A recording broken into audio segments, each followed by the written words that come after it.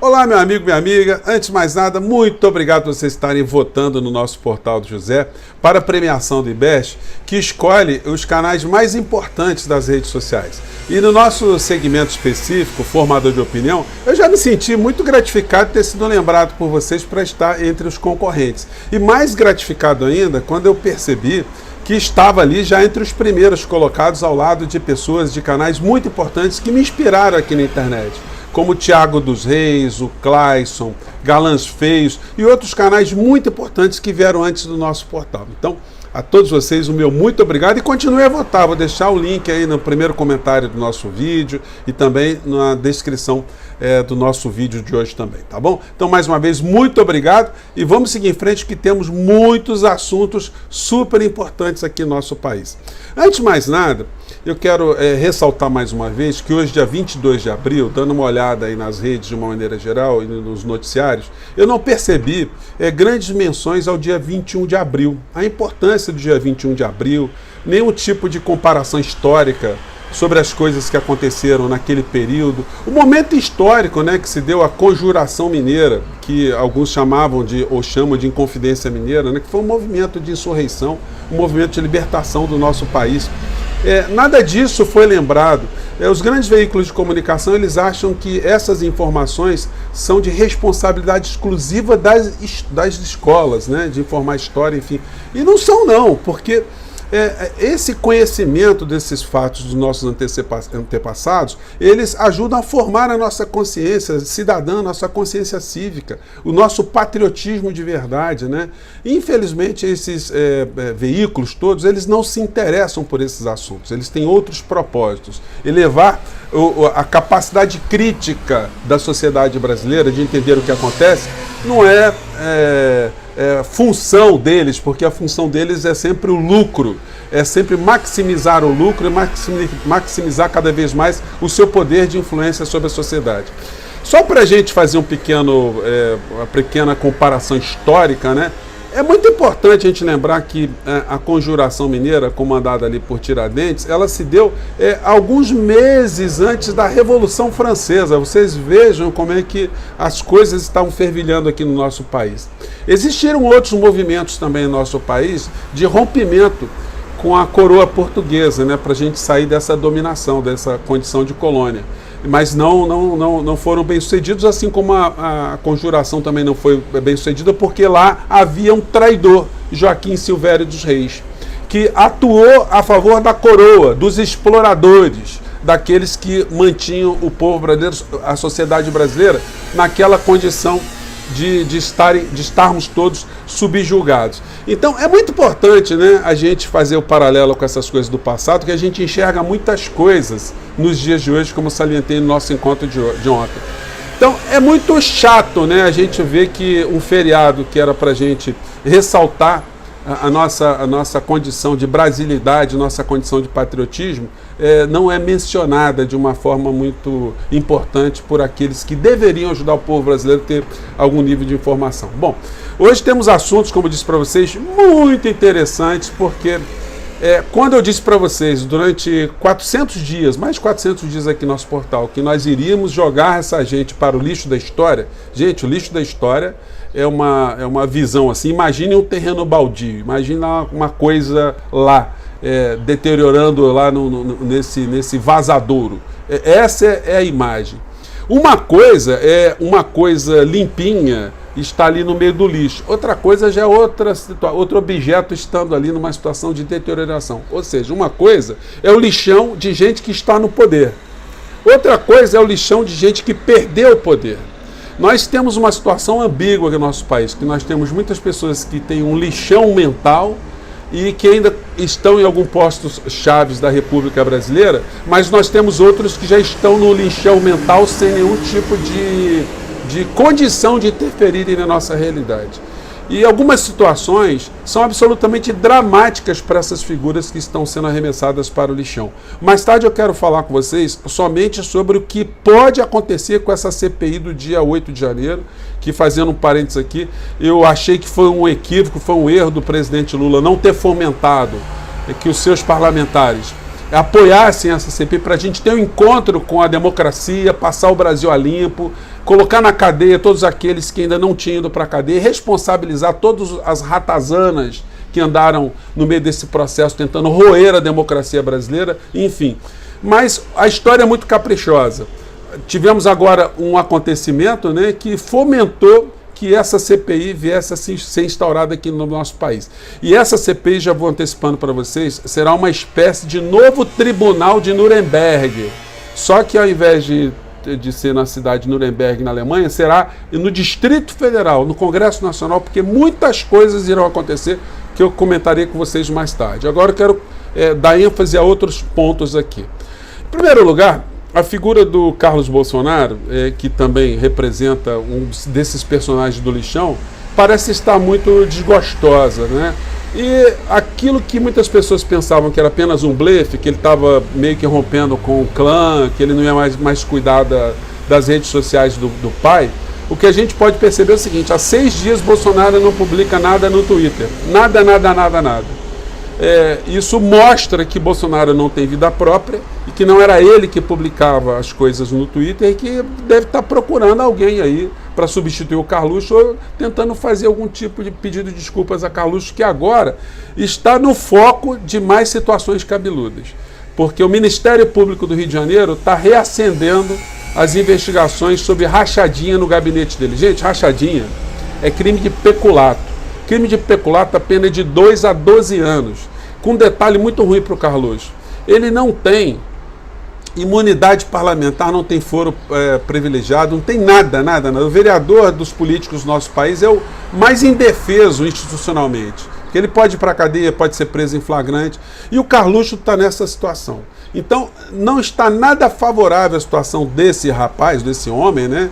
Que virou vereador de 17 anos, sem ter noção do que estava fazendo ali. Virou vereador de 17 anos, só tomou posse com 18, porque o Bolsonaro entrou com uma ação para garantir que ele pudesse tomar posse. Isso tudo em função de uma briga doméstica, uma briga familiar dele com a Rogéria Bolsonaro, sua primeira esposa, com quem ele teve um desentendimento de natureza de infidelidade, né? O casal ali, enfim, quem conhece a história de perto sabe das nuances, né? Das situações escabrosas que aconteceram nesse período, mas o nosso espaço aqui não é para cuidarmos da revista, do canal Revista Caras, né, para a gente falar aqui de política. Bom, mas isso é apenas o pano de fundo que demonstra que o Carluxo ele vira vereador numa questão de ressentimento familiar, sem ter o menor entendimento do que está acontecendo, e mais à frente o Bolsonaro coloca a sua mulher 02 para comandar a grana no gabinete do Carluxo. Então, gente, vai vir coisa à tona aí e essa gente vai se complicar. O Bolsonaro sem rede social, ele tem as suas recaídas, né, que mostram que ele é pior do que muitas pessoas poderiam imaginar. Infelizmente, os seguidores de Bolsonaro não têm ideia de quanto ele é negativo, quanto ele é ruim, quanto ele se aproxima de figuras dantescas, no pior sentido, no planeta. Ele deu essa declaração aqui ontem, acho que dá para vocês verem aqui. Bolsonaro fala em expurgar adversários do Brasil. Gente, expurgar adversários? Gente, isso é uma linguagem muito utilizada na época do nazismo, né? Se teve uma noite na Alemanha, quando Hitler estava ascendendo ao poder, que ganhou o nome de A Noite dos Punhais Longos, onde vários adversários do Bigodinho, né, dos seus asseclas ali, foram assassinados, foram expurgados. Então, quando o Bolsonaro sublinha essa expressão, ela se soma a outras tantas, né? Aquela eliminar petralhas, jogar para a ponta da praia, quando ele defende torturador, quando ele fala do Brilhante Ustra, quando seus filhotes ali saem com camisetas com a cara do Brilhante Ustra, isso tudo faz parte, né, de um contexto de discurso de ódio que motiva os lobos solitários a fazerem as suas loucuras, a tentarem explodir um caminhão de combustível de avião, outro entrar no aniversário do Marcelo Arruda e matar o Marcelo de Arruda, que, aliás, tem que ser um julgamento muito divulgado aqui no nosso país, porque ele representa, né, ele mostra como o discurso de ódio de Bolsonaro, ele acabou atingindo pessoas aleatoriamente que passaram a praticar também uma série de situações odientas. Diz aqui o texto do Bolsonaro. É muito importante, é o que ele disse, né? É muito importante a gente não deixar que foi plantado nos últimos 4 anos esquecido. O que foi plantado nos últimos 4 anos que não deve ser esquecido? Educação, saúde, saneamento básico, soberania nacional, enriquecimento do povo, ascensão de classes sociais. O que é para não ser esquecido aqui? Bom, aí ele diz: parabéns, Catani e Amália, a vocês que votaram neles. Um país rico. Tentam que eu seja esquecido por parte da política brasileira. Não, nós não queremos esquecer o senhor. Só quando o senhor for para a cadeia, senhor Bolsonaro, aí a gente pode esquecer o senhor. Temos muita esperança que o Brasil brevemente voltará a seu eixo normal, com expurgo daquelas pessoas que nunca nada fizeram pela nossa pátria, afirmou Bolsonaro. Então, gente, é o pensamento de alguém que está muito encalacrado e que só fica mais encalacrado ainda, porque agora, na quarta-feira, dia 26, vai acontecer isso aqui, ó, acho que dá para vocês verem. O texto diz: Polícia Federal marca depoimento de Bolsonaro sobre 8 de janeiro para a próxima quarta-feira. Ex-presidente será ouvido em apuração sobre autores intelectuais da invasão dos prédios dos 3 poderes. Gente, vocês imaginem, eu vou falar com vocês mais tarde sobre o Tribunal de Nuremberg e a CPI, mas vocês imaginem o Bolsonaro, se a gente pudesse transmutar uma situação que aconteceu no período da Segunda Guerra Mundial. Vocês imaginem o Hitler, o principal artífice, o principal inspirador de tudo que aconteceu de tenebroso naquele período, ser apanhado vivo e ser levado para depor sobre aquilo que aconteceu naqueles anos escuros, aqueles anos terríveis. Teria condição dele dizer: olha, eu não tenho nada com isso, as pessoas foram manifestações espontâneas, eu não comandei nada, não tem nenhum ofício meu dizendo para exterminar pessoas, eu não disse nenhuma vez: matem judeus, matem pessoas, eliminem ciganos. Eu não tenho nada disso, não tem nenhuma foto minha matando nenhuma pessoa. Então vocês acham que daria para aquela criatura, o Bigodinho, escapar? Evidentemente que não. Vocês acham que com todas as evidências, o Bolsonaro, anos conspirando contra a democracia, insuflando as pessoas para a prática de crimes, para destruição, para roerem a democracia brasileira, vocês acham que existe algum tipo de declaração possível capaz de inocentá-lo de tudo que nós vamos ver nos próximos meses serem mais expostos ainda para a sociedade brasileira? Então ele está muito desesperado. E quando tivermos uma CPI, essa CPI vai jogar mais luzes sobre o que aconteceu no Brasil, e ele vai ter que acelerar cada vez mais a sua movimentação para sair do Brasil, porque se ele ficar aqui no Brasil, ele vai em cana. E eu disse isso aqui com vocês na nossa contagem regressiva por mais de 400 dias, que isso iria acontecer. Hoje, felizmente, existem mais pessoas que estão enxergando o que pode acontecer e o que vai acontecer no Brasil, porque é impossível se divorciar os fatos da responsabilidade penal e de um julgamento que a história fará sobre essas criaturas todas. Bom, então, só para finalizar esse nosso primeiro papo de hoje, gente, a rachadinha também está dando problema para o Flávio Bolsonaro. Rachadinhas: STJ envia recurso de MP ao Supremo, que pode ter efeito em nulidades no processo de Flávio. Então, o Supremo Tribunal Federal entender que tudo que foi julgado pelo juiz de primeiro grau contra o Flávio Bolsonaro, no escândalo das rachadinhas do Flávio Bolsonaro, olha, a situação dele vai ficar muito complicada e ele vai ter sérios problemas com a justiça. Ele está tentando aqui sempre desviar o foco, né? Publicou no Twitter dele, já que o pai não publica, ele publica criticando o Flávio Dino. Flávio Dino aqui dizendo que as redes sociais têm que ter algum tipo de regulação, não pode ser terreno baldio para a prática de crime. Ele diz: o comunismo é lindo, toda ditadura começa assim.